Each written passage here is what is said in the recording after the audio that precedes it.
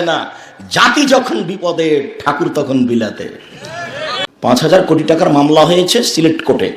তো আমি কাঠগড়ায় দাঁড়িয়েছি, তো আমাকে জজ বলছেন যে আপনি কি পিস টিভির আলোচক? বললাম জি। আপনার মামলা খারিজ করে দিলাম।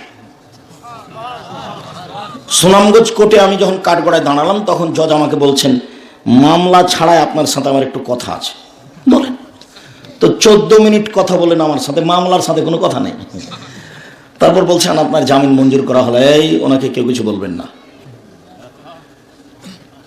তো বক্তব্য যেগুলো খুব কঠিন হয়েছে সেগুলো ধরে রেখেছে, সেগুলো আমাকে বলছেন যে এত কঠিন করে না বললে হয় না, এটা না বললে হয় না।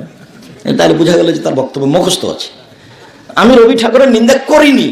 রবি ঠাকুর যখন ঢাকার লোকেরা বাঙালিরা বললো যে আমরা বিশ্ববিদ্যালয় বানাবো, তখন রবি ঠাকুর হাসি দিয়ে বললাম বেটারা বাংলা ভাষা চিনে না, অক্ষরই চিনে না, ওরা বলে বিশ্ববিদ্যালয় বানাবে। আপনাকে মানুষও মনে করে না, ও যে আপনি একটা মানুষ এটাও মনে করে। 25 লাইনের কবিতা লিখেছিল ঠাকুর বঙ্গভঙ্গের বিরুদ্ধে। কলিকাতায় প্রেস ক্লাবে সর্বপ্রথম পড়েছিল ঠাকুর ওমা তোমার আকাশ তোমার বাতাস। যতবার বলছে ওমা তোমার আকাশ তোমার বাতাস, ততবার ও কালিমাকে বলছে ও কালিমা তোমার আকাশ তোমার বাতাস। তখন বলেছে তোর বাপের আকাশ। তখন এরা ধরেছে যে আব্দুল সাহেব ঠাকুরের নিন্দা করেছে। আমি ঠাকুরের নিন্দা করিনি। ঠাকুরের নিন্দা করবো কি? ঠাকুর তো ঠাকুরই। আমি বলেছি কবি নজরুল ইসলাম সাহেব ভুল বলেছেন। উনি যদি কোরআন হাদিস জানতে তাহলে এই কথা বলতেন না। কবি নজরুল ইসলাম বলছেন মসজিদের পাশে কবর দিও ভাই, কবর থেকে যেন মুয়াজ্জিনের আজান শুনতে পাই। মরা মানুষ তো আজান শুনতে পাবে না।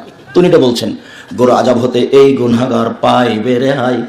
তার মানে মসজিদের পাশে যদি কবর হয় তাহলে কবরের শাস্তি আর হবে না। এটা কবি নজরুল ইসলাম বলছেন। তখন আমি বলেছি আপনার বাপের কবর মসজিদের পাশে কেন কাবা ঘরের নিচে ঢুকতে দিলে 1 পয়সা লাভ হবে না? এই কথা আমি বলেছি। আমি ওনার মানের হানি করিনি। ওরা না বুঝা মামলা করেছে, ওরা বুঝতে পারেনি। এরা কেউ ঠাকুরকে চিনে না, ছাত্র চিনে না, শিক্ষকও চিনে না। বই লিখেছে 1 থেকে 10 পর্যন্ত আমরা বিবেচনা করেছি। তাতে বইয়ে লিখছে যে কুকুর টেলিফোন করে শ্রীগালকে। তো মধ্যেখানে লেখক আবার মানুষ হলেন কি করে? তিনিও জানেন না কি লিখতে হবে। 1 থেকে 10 পর্যন্ত সব লেখাকে প্রায় নাকচ করে দেওয়া হয়েছে, যেগুলো লেখা নয় এবং তারা লেখকও নয়। আপনি পড়ে দেখুন, বইয়ের নাম শিক্ষা বনাম জাহেলিয়াত।